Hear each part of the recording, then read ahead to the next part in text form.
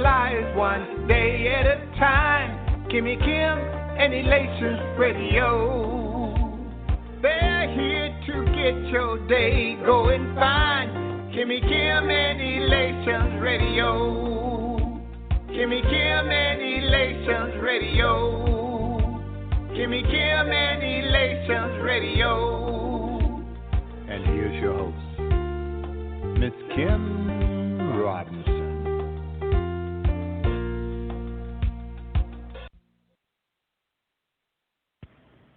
Hark, the herald angels sing. Hi, I'm Dr. Lowe, host of the Loretta Petite Show, heard here on Elation Radio. Hey, amidst the jingle bells, decking the halls, the great food, fun, and family, remember that Jesus is still the reason for the season. Hey, friends, on behalf of my family to yours, we wish you love, joy, peace, a safe, and a very Merry Christmas.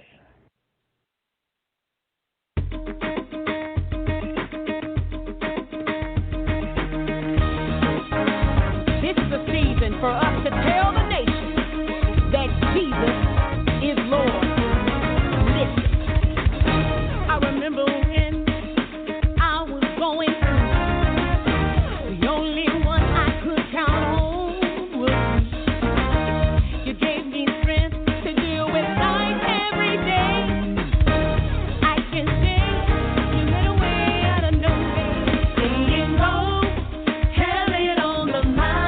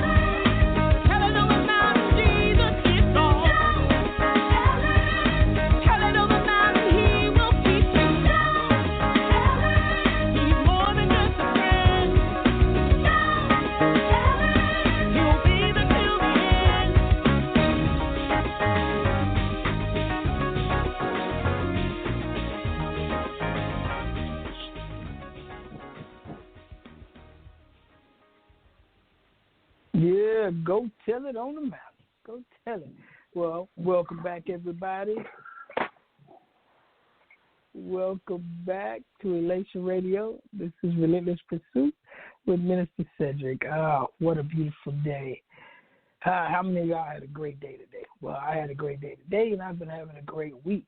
Today is December the 18th, 2020.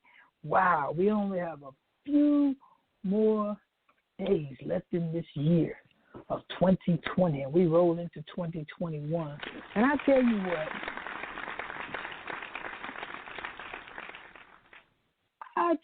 everybody, it's been wonderful. This has been a great year. Most of the year, for a lot of us, has been tough. For some of us, it's been tougher than others. But, man, ain't it great how God has brought us through? And I tell you, it just reminded me of something. I believe in visioneering. For those of you who don't know, we like vision forecasting in the house of God, especially in Kingdom Christian Church. We like to take that whole leap of faith. You know what I mean? But I have had thus far I've had a wonderful year. There's been some heartaches, some heartbreaks, some bone breaks, some just ups and downs throughout the year. But I'm telling you, I'm happy. So today, Elation Radio, Relentless Pursuit Radio, because y'all know we find something we love, we pursue that thing until the end of the world, and that's our Relentless Pursuit. So today we want to talk a little bit about something that we talked about on Friday on a different show, but it was a great show. I have my two partners on with me, my two co-hosts. That'd be Pastor Terry. Are you there with us tonight? Yes, sir. How you doing, sir? Look at that. Yeah, he responded quickly. Boy, he's excited.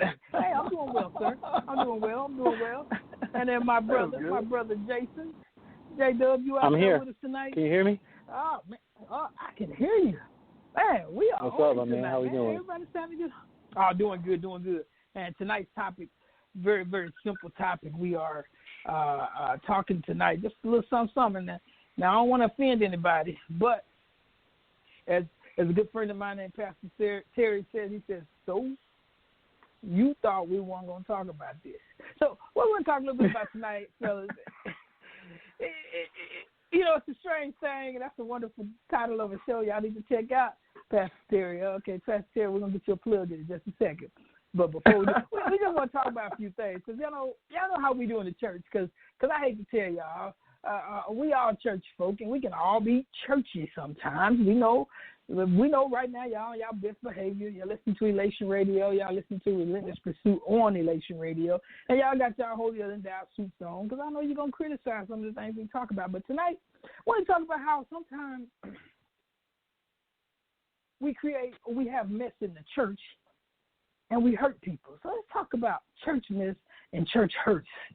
How does that sound? What that sound like, Pastor Terry? You think that's a good topic we can talk about a little bit tonight? Oh, yeah, we can do that. That sounds good to me. God, man. See, I knew you was going to go for it. Jason, you're going for that one too, right? Yeah, that sounds good. Let's do this. All right. So let's introduce the people to church hurts. What are church hurts? What does it mean? What does it mean to have church hurts? Either one of y'all want to take a stab at that? Yeah, I'll take a stab at it. I think it's more or less like when you have people, like I said, it was said a while back, hurt people. But when you have people sometimes in leadership and even in fellowship, when everybody comes in and they've experienced certain things that, or they haven't been healed from some of those things, they have a tendency to lash out at each other, and then they really begin to cause more harm than we do good. But again, it comes from unresolved issues, whether it be in leadership or whether it be in the congregation. Okay. I mean, you know what? I get that. What about you, Jason? Let me ask you, have you experienced, going by Pastor Terry's definition, Jason, have you experienced any sort of church hurts in your life? I mean, this is a weird topic because I have been hurt by people and people in the church, and I don't know. Like, for me, I don't see it as a bad thing. I see it as anything that God allows to happen to me, you just roll with. And the concept of church hurt, I struggle with that concept because it's kind of like Well, I mean, what do you expect? You're dealing with flawed people, you know, and, you know, you can put pastor in front of whatever title, bishop in front of every title. At the end of the day, he's still a man, and he's going to be flawed. Right. The deacon, whatever title you put. So, you know, for me, I think when we talk about church hurt, what we're really talking about is people have a really misconception of what the church really is. Wow. You know? So, but personally, have I been hurt by people in the church? Yes. I would never call it something like church hurt because, you know, the church is the people, but those people are flawed. So, you know, that's just kind of my thought. Yeah. So I want y'all to help me this. So if I say to y'all, man, I got hurt in the church, somebody in the church hurt me. So you wouldn't say that was a church hurt. That was just me being hurt by a flawed individual. Right. And now, if you want to tie that to the church, well, then I need to talk to you about, well, I mean, when the church helps you, do you talk about church help? You know? Yeah. You know, so I'd be like them folk over there at Kingdom Christian Church really care about me. They hook me up when I need to be hooked up. When I fell down, they picked me up, spun me around, and put my feet on solid ground. Yeah, I say stuff like that. No, y'all didn't like that answer. Well, okay. No, that's cool because on the real tip of that is I like what you said, Jason. Is it's not the church that hurt you; it's the flawed people in the church that hurt you. But when we say that we are the church, we are the world, and when the world hurts you, the world hurts you. We lash out at everybody. So I understand. I like how you look at that, and I know that's gonna help somebody. Now you got me on the side where I'm struggling, but I think that's a realistic way of looking at it. And that way of looking at it, in my opinion, allows us to forgive one another a lot more easily. Am I correct? That's what I think. Yeah. That's what it should be. So, okay. It should be. So, because me, my definition of a church hurt is this, and it is this right here, is that if I'm in church, and let's say I personally do something that's way out of order, just out of order.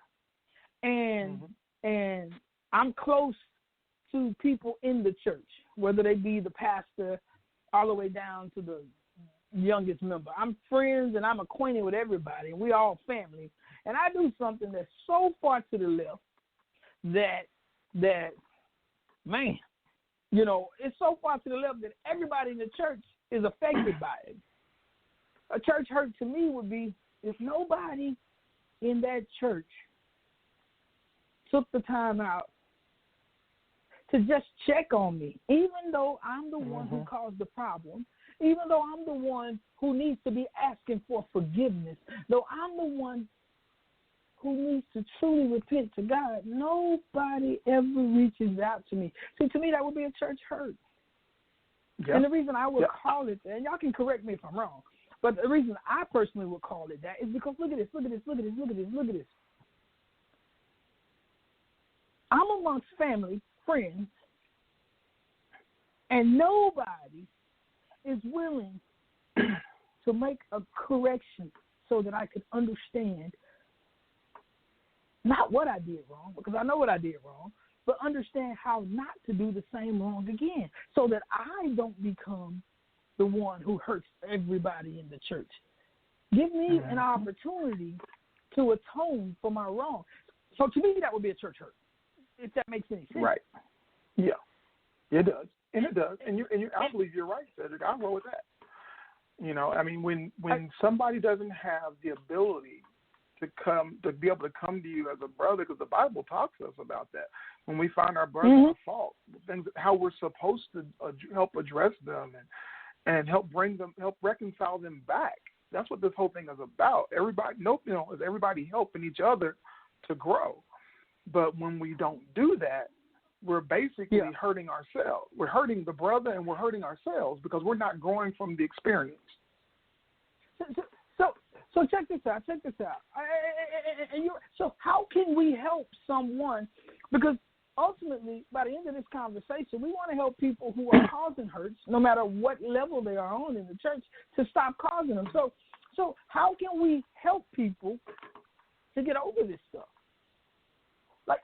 Okay. Y'all know Sister So-and-so. Everybody got a Sister So-and-so in their church. And Sister So-and-so don't like nothing going on in the church. Sister So-and-so would say, child, man, you see that suit Pastor had on? Somebody needs to tell him not to wear that suit. I need to go and talk to him. How do we help people like that? Shut down the gospel. Shut down the gossip link one time. You don't feed into that. That's one of the things you do, and you need to say, hey, look, this environment that we have here is not conducive for that, and really help her to begin to understand that, hey, what you're doing is really sowing some bad seeds here in the house that don't belong. So first thing we got to do is identify the problem. Right, but see, I think the problem is not the talking and the gossip. I mean, if you really want to get down to it, it's a heart issue. I mean, and since we are in the church and we're supposed to be battling for the hearts of men, I think that's what we really need to talk about. Well, man, where's your heart? And I'll tell you, this is one of the hardest conversations to have, because as men, we don't know the motivation of other men or women. We don't know the hearts of other people. So a lot of times we feel like, well, I can't speak to that. I got to speak to the action and behaviors. But the reality of it is, it's the heart behind what you do things. And I think that's where the church, when we talk about church hurt, why it continues to happen is that we want to talk to behaviors and actions, and no one wants to say, let's talk about correction of your heart, because that's the real issue. Yeah, okay. That's where we want to go, right? That's where we want to go, right? So we identify the problem, and let's talk about getting to that whole heart matter. The whole matter of the thing is the heart, right? Right. But then why do we give up on each other? If that's really the case, why do we give up on each other so easily?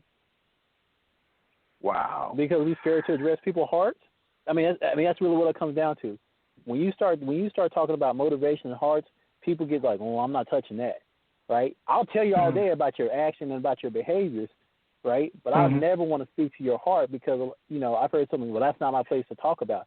And to an area, I do agree with that. But at the same time, this is what we need to be doing as a body. We need to be not just protecting, our behaviors and our action and the things on the outside. We need to start protecting each other on the things on the inside. And one of the things I love about our relationship, Cedric, you don't just check my behavior, you make me check my heart. And that's real love, right? That's what I choose real love. It's like, you can make me change my behavior, but my behavior ain't gonna get me into heaven, right? Right. So when we make those corrections of the heart, we show real love, because now I'm helping you make that step that's going to align you where you need to be. So when you stand on that judgment sheet and God judges you, because He doesn't judge us by our actions, He judges us by our hearts. I'm now setting you up for success. So for me, it's we got to get over that fear. And and like you're right, we don't 100% know the motivation, but we can tell somebody, man, that don't look right. I don't know where your heart is. You tell me where your heart is.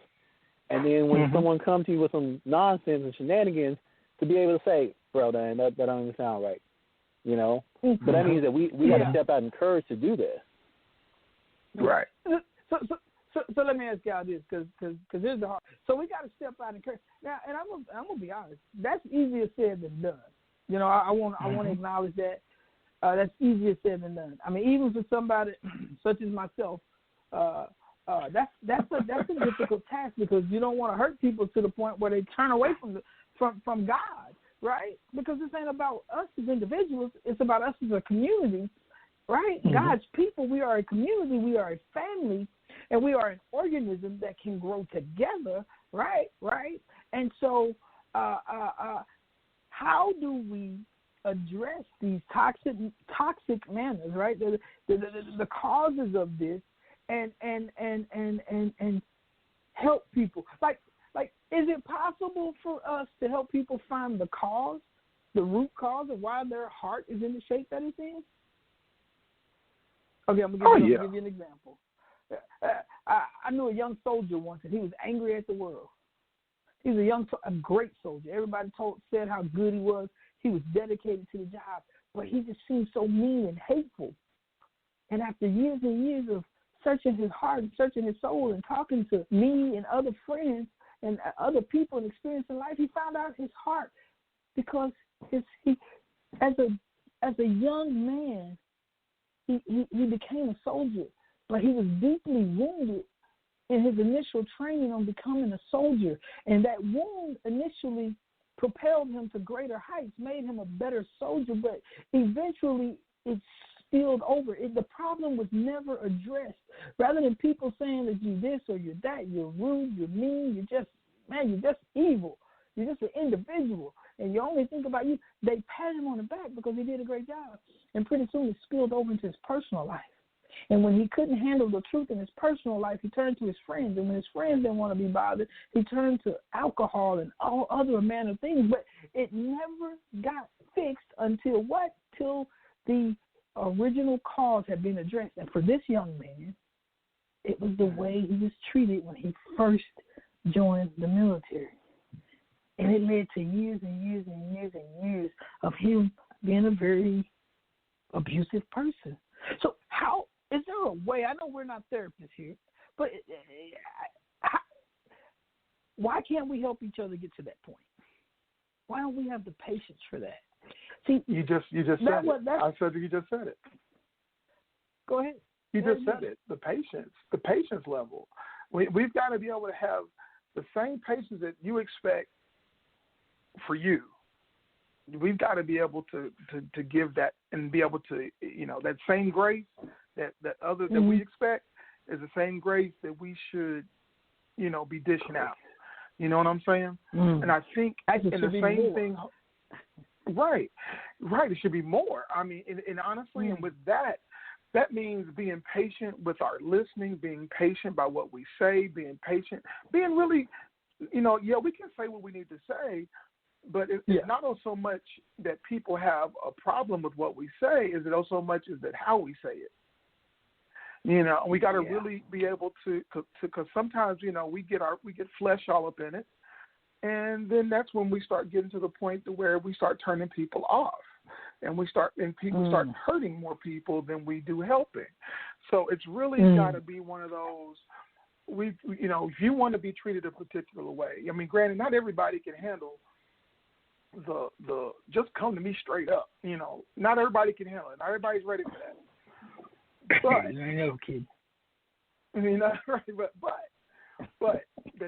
that doesn't mean that you can have that expectation, but know that people are going to if they can come to you and be patient and they eventually, talk things out, or whatever, or help you or help that other individual, it's done from a good place. It's not done from a place of hate or done from a place of anger. It's done from a good place. Okay. I'll tell you this, it's a messy process, what you're talking about. To walk with somebody through their hurt and their pain and walk through that healing, it's messy. And what it requires walking with them. And there you go. And that patience you talk about is that patience in that journey. Because half the time, most people, like the example you gave, he probably didn't know he was hurt. So he's spent 10, 15, 20 years being hurt, and now he's 20 years in. Now I got to figure out where this came from, and you start peeling back that onion and start finding things, man. It gets messy, it gets ugly. Sometimes they turn on you, the person helping them, and so you got to have that patience and walk in there knowing that this is going to be a messy process, But the end state, you got to be committed to what we end up at, But it's truly a walk, because we've had people come and speak things into our life, and a lot of people, it goes in one ear out the other. Some people are more, reflective. They'll listen, and you can say something to them one time, and they'll get it in, and they'll let it run through their mind. They'll process it, and they'll turn it. But most people, in one ear out the other. Wow. But when you sit down and walk with them daily, eventually, it's gonna stop. It's gonna stop between those ears. And it'll start building that process, but it does take that relationship and that walk. Right. So and Jason, you said something. So can I say something though, Sedric? You said something. It's about being able to walk with somebody and being able to like I said, be able to be patient, but also not giving up. You know, I think that's really. No, go ahead. I think that's a very big thing about it's about not giving up, because what has a tendency to happen is when we're dealing with people and their issues, and we helping them and we're walking with them, rather than completing the journey with them, we have a tendency to, well, I ain't got time for this foolishness. What we do, what sometimes people do, they just walk away. They don't want to deal. They don't want to help that person. And so the thing is if we're talking about being patient, there's going to be some endurance that's going to have to occur. You know what I'm saying? There's going to have to be some endurance. There's going to have to be some, something. That's that person. Okay, right now, let me overlook what he just said right there. Give him the benefit of the doubt, if you will, and be able to say, okay, that's that person right there. So let me see if I can let me work around that. I'm gonna be patient with him because he ain't where he needs to be right now, and be able to really to continue to work with him and pour into him. I mean, because I know somebody's had to do that with me. I know some people had to do it with me. I've had to do it with some other people. But again, it's not one of those things where it's easily fixed. You know what I'm saying? It's it's about really hanging in there with people. That's what it's about. Absolutely. And it's funny because a lot of us we like to pretend that we have it all together. Right. And like I know, and none of us got it all together. We are working hard. We are working hard, and we're trying to do the right thing. But how many of us are really there? And I think that one of the things we forget as Christians, one of the things we forget is we get into a mindset or a mode when we're at church, when we're in the house of God, that we get into that mindset that I got it all together. Life is grand. It's good. I'm on top of the world because God done blessed me, and I got mine and you get yours. And then we want to go to people and we want to say, let me listen to all your problems. After they hear the problem, they completely shut off. And then they walk away and you never talk to them again. And you're left feeling, I hate to use this word, but you're left feeling betrayed. And you're just left feeling just weird. Abandoned. Abandoned. Yeah. Abandonment. Yeah, that's a good word, abandoned. And I just me personally, it's just like, wow, really, that's how we're going to do this? And it hurts sometimes. That's my opinion. It hurts sometimes. And it's okay to hurt. I think a lot of times people forget that it's okay to hurt. So having said that, now see, so we kind of identify some things and we talk about the problems, but with our behaviors, why is it important that we're careful with these behaviors? With the way we treat people who may be who may need our help. Why is it so important that we handle these situations with care? Well, why is that like the biggest thing? Like Terry, you mentioned before, hurt people. Right? And so what I'm saying is when we see this, what we really want to do is we want to try to reduce the amount of hurt or the number of people who are hurt. How do we really go about it? I know we're going to listen to each other. We're going to be there for each other. But give me an example of how we would even go about it without just being so general and so vague. Because I'm going to tell you, that's one of my issues with church sometimes. We're always so general and so vague. We're so afraid. I'm going to put this out there before you even try to answer the question. We're so afraid of breaking something that we choose to do nothing. Why is that? How is that love? Explain that to me. I mean, if you could. Either one of you can take that. Okay, well, I'm gonna take the first part with the example, because this happened to me a while back, and basically we had a couple that went to our church, and I thought they were already married. Well, found out they had been living together for over 12 years, almost 15 years, as a matter of fact. And they were involved. They were coming to church regularly, coming to Bible study, they saw a need for a marriage ministry, and they came to me and they were like, Pastor, we would really love to be over that ministry. Now, mind you, I had just found out that they weren't married, and I said, so and so and so and so, your situation. We can't have that. You can't be over that, that ministry until you're until you're married. She said, I understand. She said, I understand that. Now, if I had came in there and thumping the Bible, you living in sin, that this, and doing all that kind of mess, that would have turned them off. They already knew what they were doing, but at least the one thing they were doing, they were coming to church. They were coming to the fellowship. They were regular. They were coming to Bible study. And the funny thing about it is, not even like 3 months later, he proposed to her, and then they got married shortly thereafter.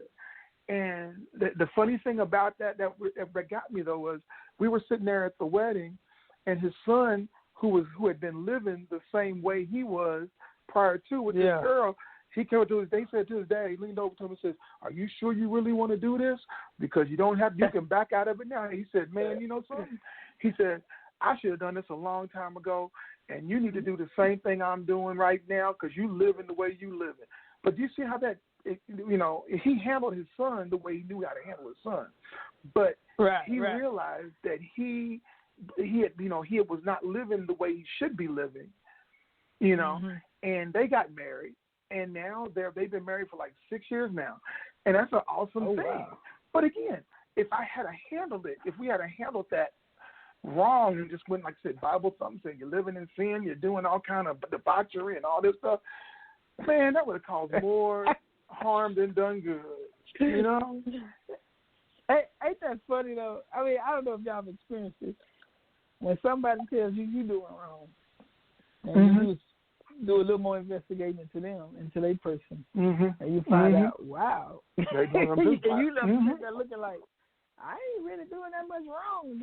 I guess, and that's the thing we want to be careful of in the church. I believe that's the thing we want to really be careful of, because, the way we handle people, because, that situation that you just described, man, can you imagine how grateful, one, they were, but two, how they will handle anyone else that they come in contact with, because they're saying, hey, we know, we understand, hey, we were once there too. I once was a sin. Oh, never mind. I was going to make up a new song for y'all. But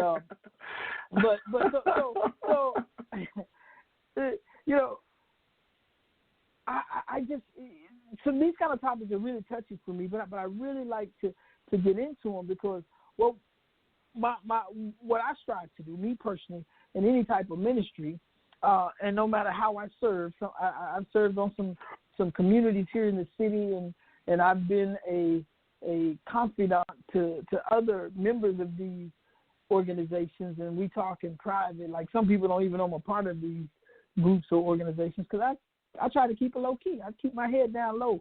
That way, when they start throwing stones, they just go over me, right? Sticks and stones can't break my bones if they never touch me. I just made that up. I'm good. Anyway, so I try to stay in this. But how do we continue to build a good community relationship? So there's somebody who's not in the church. They've really been thinking about it. Maybe they've been hurt. Maybe they were taught that church people were bad people. I don't know. How do we now, once we've identified these hurts and these people who hurt people, like first off, church mess. Okay, this is a big one. Church mess. Like, we talk about people deliberately hurting people, but church mess. And church mess is anything that causes a mess in the church, right? In our social gathering.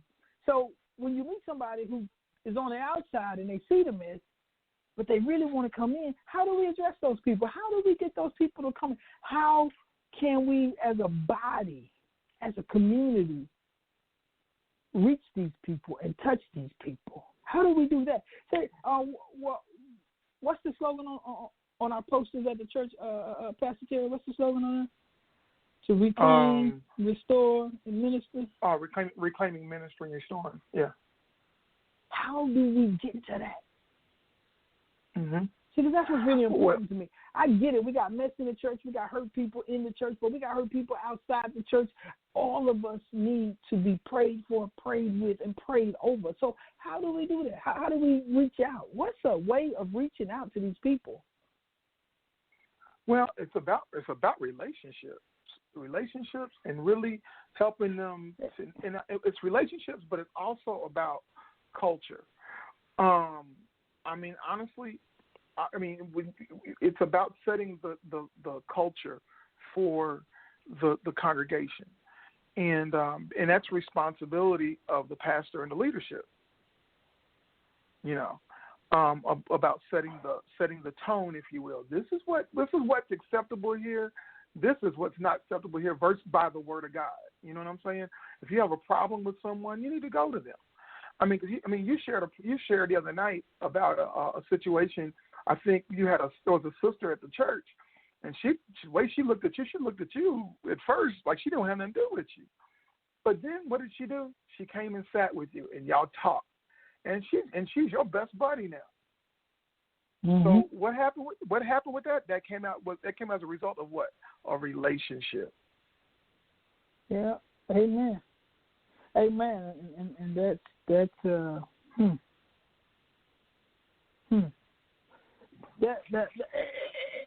in relationship, I think the way you just explained that is wonderful, because a lot of people don't understand what relationship is. They don't understand what having a relationship in church is.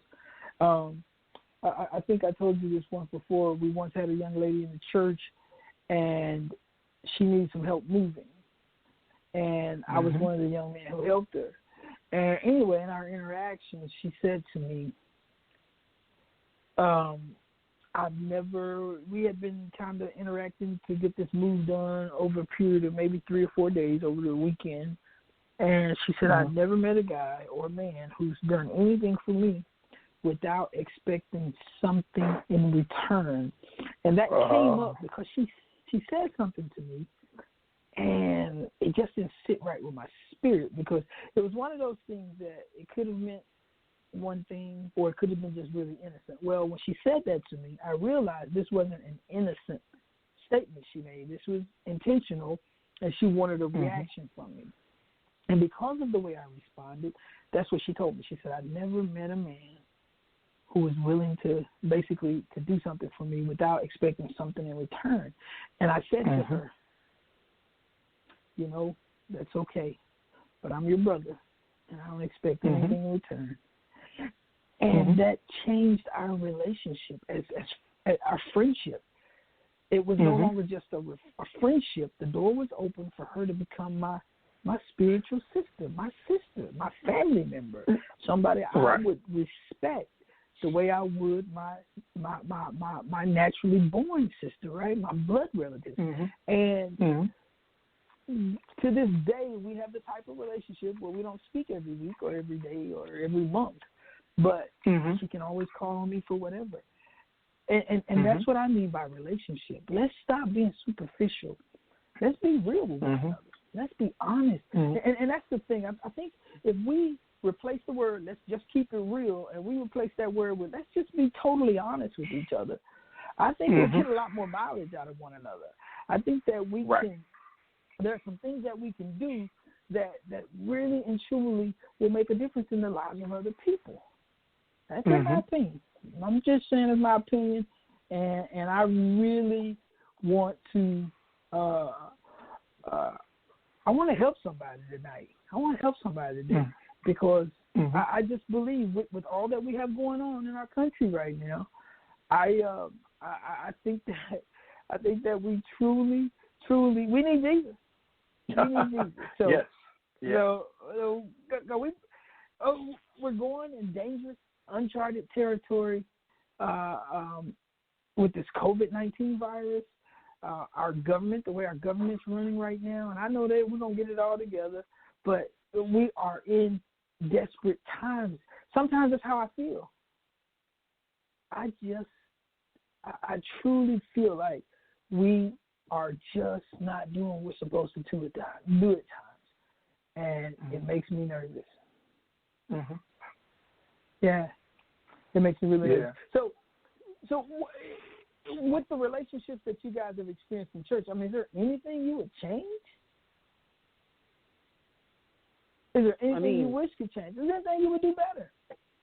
Well, I would tell you this, and we've been speaking on it, and it's getting to that point where we're all real with each other, right? We're real with our struggles. We're real with our hurts, our pains, and the things that we talk about. Because, you know, what you see in church all the time is, you know, that facade of, you know, I got it all together, as you put it earlier, and we need to kind of strip that away. You know, I've been in conversations with a friend, and we talk about, you know, what should a leader look like, right? And wow. You know, and there's a delicate balance, right? On the one hand, you don't want your leader to be like, oh my God, I don't know what's going on, oh, and just be an emotional mess. But on the other hand, you don't want your leader to walk around feeling like they can't be flawed without being judged or without being questioned. And I think it's a hard balance to balance. And I think beyond the pulpit, when you start talking about the church, a lot of the church members, they struggle with that balance, right? Because, you know, if I walk into church on a Sunday morning and I know what I just did Saturday night, and ain't nothing I did Saturday night anywhere close to where I'm sitting at right now, right? How can I open up and share that and not feel, you know, to the point where something's wrong with me, you know? Now there should be a conviction, right? There should be some direction and some focus, but how do I operate like that, you know? And you just don't see that, you know? How many times have we gone to church and all of a sudden this couple no longer together, and you're like, what just happened, right? And we thinking everything's fine with that couple, everything's great. Next thing you know, they're going through a divorce, and everybody's like, what? You know, and that breaks my heart, because I'm like, you come to church every Sunday, right, surrounded by what we should be a body of Christ, and we didn't know this was going on. We didn't intervene. We didn't do anything to help stop this, to help redirect this, to bring this in line. But that just, I think that's the bigger problem of, you know, that transparency at church. And I don't know how we get it. You know, I really don't. You know, I think, you know, for me, my approach is I'm just going to tell you everything, right? And, you know, people look at me like, Jason's he's got some drama in his life, you know, and you know, if that's how they look at me, that's fine. But the thing about it is this, they know my heart. But then when they see like, man, I heard all that drama in Jason's life, but he still have an upbeat attitude. What's going on? You know, and, you know, and I don't know how we get to that point. No, but that's where we really need to be at. Jace, can I say something on that? Because we had something similar like that happen at our church. It was a young lady. She had been living in an apartment with her son, and she had stayed in this apartment for months. It didn't have electricity, didn't have lights at all, didn't have no electricity, was always going out to eat, did money to do that, but didn't save her money. But rather than coming and telling someone that she needed help, she kept on going about her business, doing all these other things. Finally, it got to the point to where it just really got to the point where she had to move and didn't have no place to move. And so she finally broke down and told, you know, two of the sisters at church, and they were like, "Why didn't you tell us? You know you can talk to us. You talk to us almost every day. You know, you should, you know, let us know. We would have never known. You know, we could have helped you. You know what I'm saying?" And that right there, but a lot of that has to deal with prior experiences, people bringing prior experiences into a new place. You know what I'm saying? And when you bring prior experiences, the way you were handled at your old church into the new church with new fellowship where you're going, some of that don't fit. Because the new family is willing to accept you for who you are and really just love on you and really want to help you and see you do better and this, that, and the other. They're not, and so, but when you bring all that old stuff in, you know what I'm saying, and you're not properly discipled, and you're not properly, or put it this way, you were properly discipled, you just didn't receive it. You know, and this is how you need help. You know what I'm saying? Because there's a lot of people that have been properly discipled, they just didn't receive it, and they thought it was a joke. And then when the rubber hit the road, either it was discipline or they went without. They kept their mouth shut. You know, but the point of it is that people have got to realize is that you can't bring your old stuff into something new. Wow. Yeah, see. And Terry, I would agree with you there, but in the situation you gave me, in the situation I see, part of me, I hold that person who sits there in that struggle and not opening up to the church, I hold them partially responsible. But then I also hold, like, if we talk about really walking with somebody, I should have been over that lady's house. One of the sisters in the church should have went and visited their house and see, like, this woman ain't got no dang lights, right? So if we're really truly about the relationships and walking next to people that we talk about, then there shouldn't be no place to hide, because I'm in your life with you, walking this thing, and I'm seeing what you do, right? I'm not just seeing you on Sunday come in and praise God and give me all that worship. I'm at your house wondering, why is it so dark in here? Why is it so cold? Oh, you ain't got no electricity, right?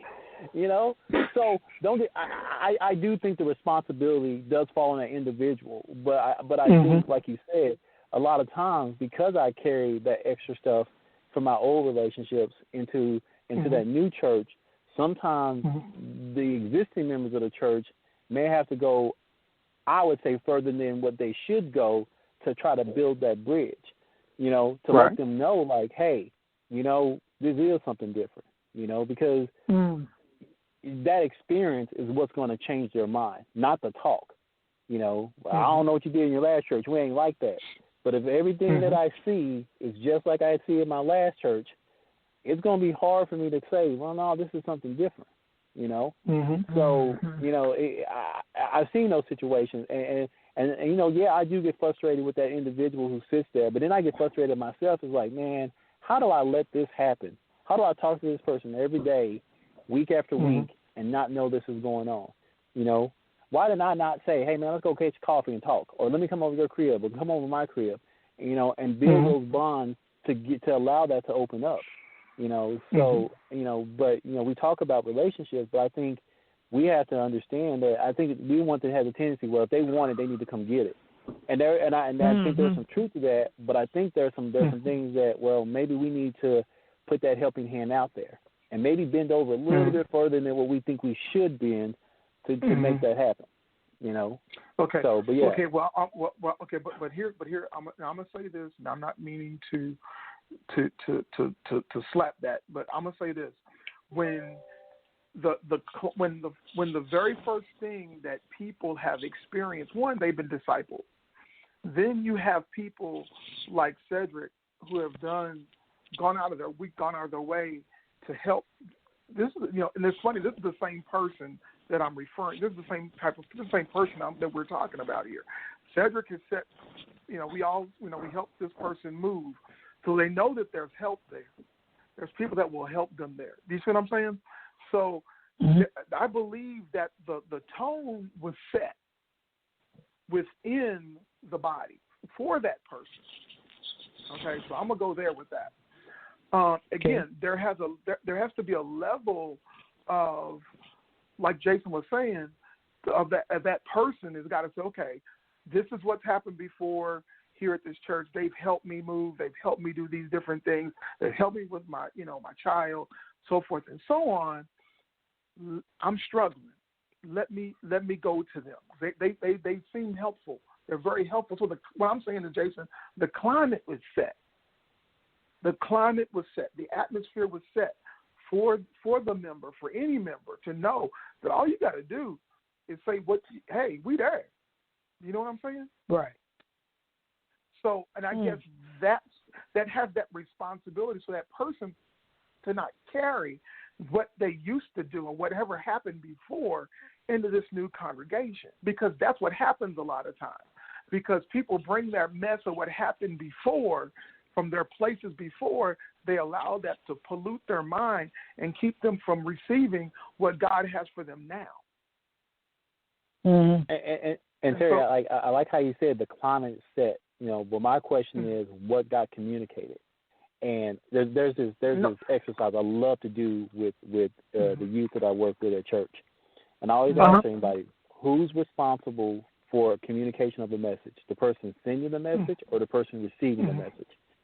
And inevitably everybody said, well, whoever's hearing the message needs to understand it. So so envision this. So you got a situation. You and I are standing about, let's say, 4 feet apart, right? I have a ball. The ball is the message, right? You tell me it's your responsibility to receive the message. So if I throw the ball to you, it's your responsibility to catch the ball and receive the message. What if I throw the ball behind myself? You have no way to receive that message. So I learned this in some business classes. The responsibility of communicating the message is on the sender. Mm-hmm. So although we may set a culture and a climate, what are we communicating? And it's imperative that we communicate to that person not only that the culture that they're experiencing is that, but we're communicating that this is how we roll, and we want you to be part of this. You know, right? So I think that's where I think we fail. We'll create a great environment and culture, and 90% of the people will fall into that culture. But a lot of people, because of their past hurts, because of their past pains, they may not hear what we're trying. They may see what we see, but what's being communicated to them because of their hurts and their pains isn't the message that we want them to receive. You know, so that's where we have to go. Like I said, a little bit further, right? Yeah, I've created this awesome culture, and you've experienced this culture, but let me make sure I communicate the message that you know this culture is for you, and you are not just an experience of it, but you are part of it, and then you can come back to it, right? And so I agree that it's important to set the culture, but it's also agreed to communicate that message. Okay.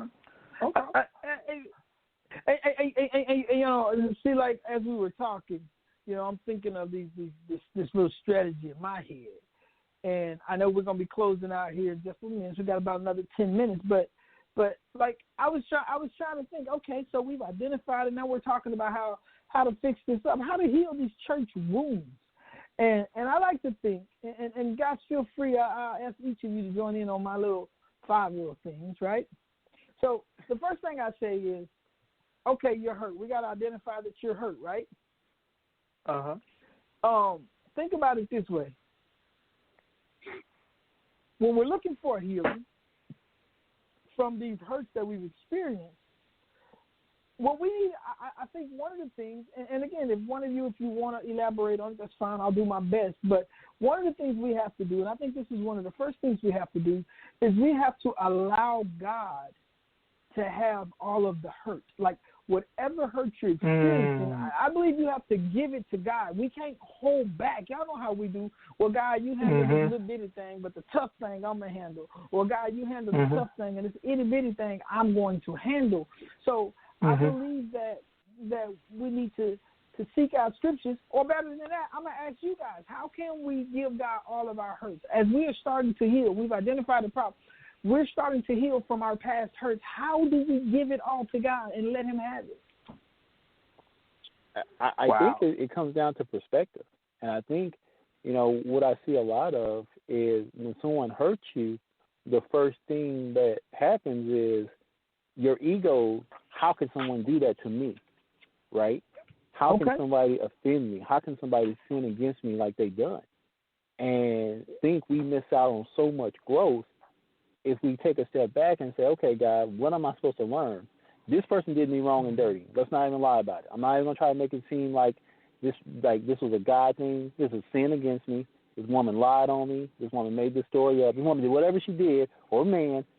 But God, you know, instead of me being offended by this as an individual, I'm going to look to you to say, how do I grow from this?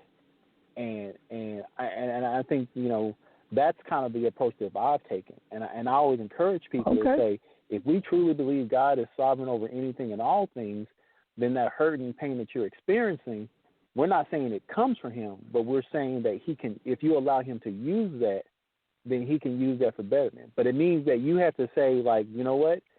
Yes, this was wrong against me, but I got to let my ego go and say, what can I learn from this?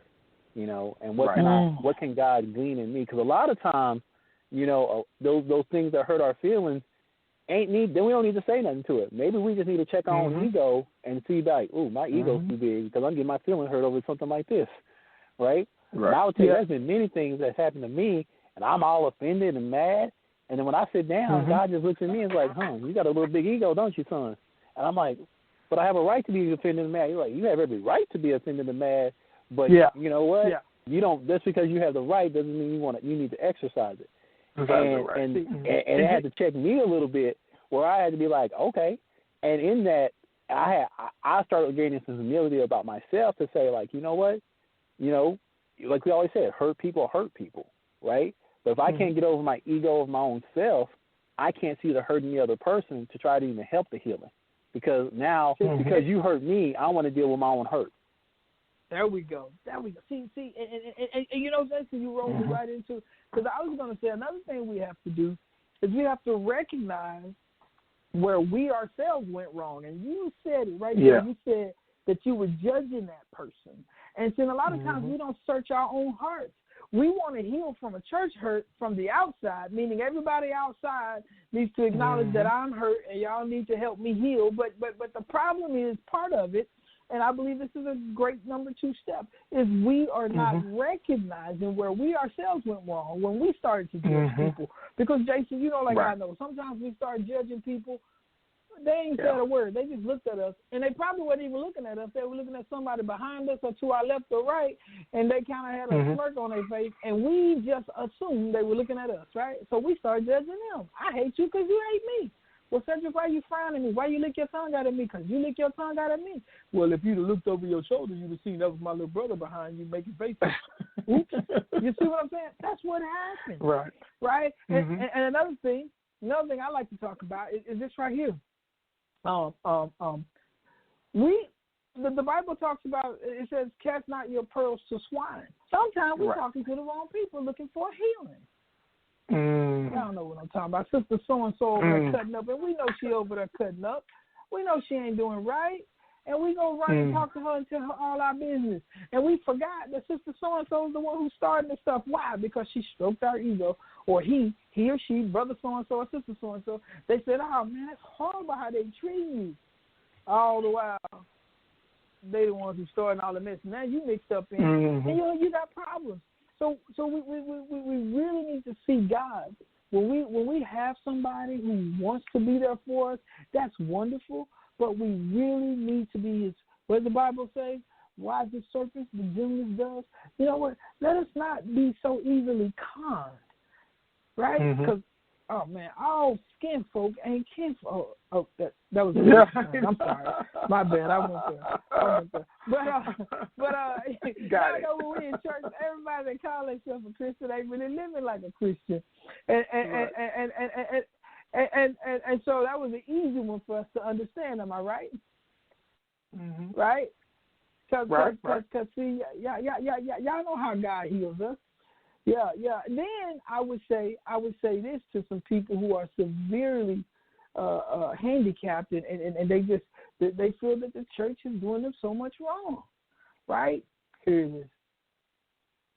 Well, did you see again when y'all went to talk to brother or sister so and so? Did y'all recognize the red flags? Did y'all recognize the pattern? Did y'all recognize it and y'all just ignored it? How many of us have done that? Have y'all ever stepped up to the plate and say, you know what, I should have known? How many of us get into relationships like that? Now, I'm not talking about romantic relationships, but I'm talking about friendships. How many of us allow that to happen to ourselves? You know, we look at people and say, oh, they safe. Oh, this person got it going on. They may not have it going on that good, right? And that's what happens to us. We get caught up in that. But if you absolutely can identify and you look at that red flag and you see it for what it is, stop sugarcoating it. Now, if Brother Sedric got a bad attitude, stop sugarcoating it. Say, oh, he just had a rough day at work. Oh, well, y'all know he just lost his job. Y'all quit making excuses for him. Y'all know he's just a troll under the stairs. He's 40 years old, and he ain't going to never leave home because the doctor said his brain is a little slower than most people by at least 5 years. Okay, so he's 5 years behind his peers. He's 40. That means he's 35. How many 35-year-olds y'all know can't take care of themselves? I'm going to be quiet, y'all, because that's getting personal. But I'm just saying, you recognize the red flags, and we have to be truthful with ourselves, right? And then another thing is the whole psychology behind mess. You know, a lot of us we get into this stuff because that's what we used to. How many of us have ever been hungry? How many of us growing up, we didn't have a whole bunch of food in the house? And now we moved out on our own. Times got hard. We ain't got no food in the house. We used to it. It's miserable, but you know what? That's the way we grew up anyway. We all right with it. But you're still miserable. Stop being miserable. You see what I'm saying? Stop making yourself. Right. So, and then the other thing, and the last thing I would say what we need to do, and y'all help me with this. I told y'all about a young man who was suffering. And he finally figured out that he was suffering because he was hurt early in his military career. This young man, I believe, after I've talked to and talked with and heard and searched souls and all that stuff, this young man now tries to exhibit the opposite behavior. So instead of being destructive and quick-witted and sharp-tongued, this person is trying to say, okay, I got to slow my roll. I got to reverse. It's me who's causing this problem. This person doesn't like being around me because of my negativity, because of my attitude. Now let's address it a different way. And so I believe that if we can help people get here, right? And just because somebody says something bad about me, if I can just get over that, and I like to call it, me personally, this is Sedric 101. I like to get over myself. Get over yourself, Cedric. Stop feeling sorry for yourself. If somebody feels sorry for you, tell them thank you, and then walk on way knowing that you don't need it. I don't need it. Stop feeling sorry for me. Oh, you broke your leg and your neck? Yup. Well, let me wait on you hand and foot. Okay, but I'm going to tell y'all the truth. After 2 months, that got old. After a month, that got old. After a week, it got old. You couldn't do nothing after a week. But after 2 months, that was like, no, I'm going to do this myself. I got to get up. And I'm telling you, I believe this. I want y'all to hear me on this. I believe this is what Relentless Pursuit is all about. When you've done all you can do and you can't do no more, you give it to God. And when God says, I need you to move, you move. You put in your mind that, look, you know what? God makes the world go round. So God will move heaven and earth so that you can do, so here it is, so you can carry out the will that he gave you. And I'm telling you, if you look at it that way, man, I'm telling you, then y'all have it. That is your relentless pursuit. And fall in love with it. Embrace it and chase it until there is no more. I'm telling you, I believe that's how God works. I believe that God will give you all of the desires of your heart, not some of them, all of them, but you gotta have some stick to it. You gotta have something about you that says, God, I will follow you. God, I will follow your word. Lord, I won't be like Moses. I don't need an example. Make me your Joshua, because all you have to do is say it. I believe it, and I'm gonna run for it. I'm telling you, I'm gonna get a little excited here, but I'm gonna sit down and be quiet. But I'm telling you, I believe that we can get there.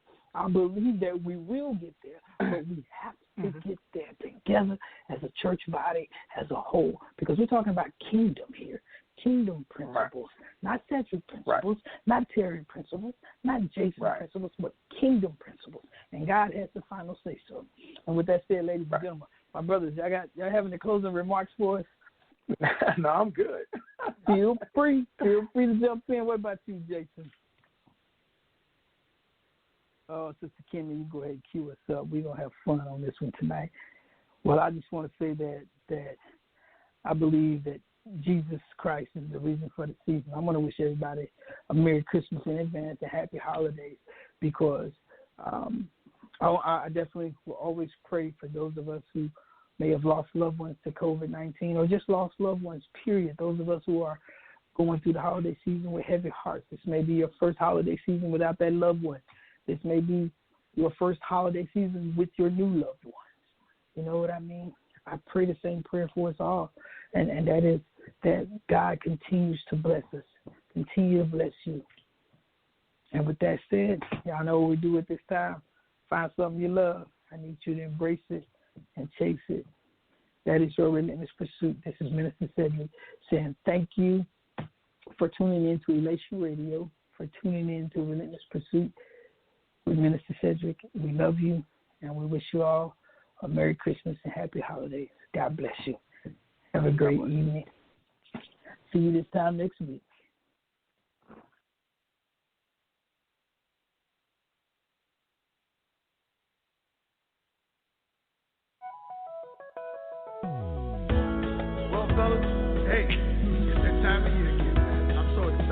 Listen, let's just have some fun. This was a tough year, but we're all here. So let's do it big for everybody. Holiday season, baby. We're going to have some fun. Let's do this thing, man. Let's do it big. From us to you. It's time for us to spread some love. Peace and holiday cheer. It's that season. Special time of the year. So go and grab your family, your friends too. Let's celebrate the baby boy to say me and you. Happy holidays. Happy holidays. Happy holiday. Happy holidays. Oh yeah, yeah.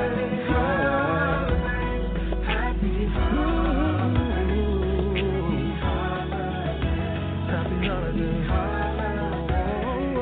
Peace on earth, goodwill toward men. Oh, everybody, let the celebration begin. Christ the Savior was born the King of Kings. Go tell it on the mountain, let heaven and nature sing. Every Christmas, Happy New Year. We brought joy to the world. Better days are here. You and your family, wish you peace and harmony. Happy holidays. Hang all the mistletoe. Me and my drum. We wish you a Merry Christmas. And a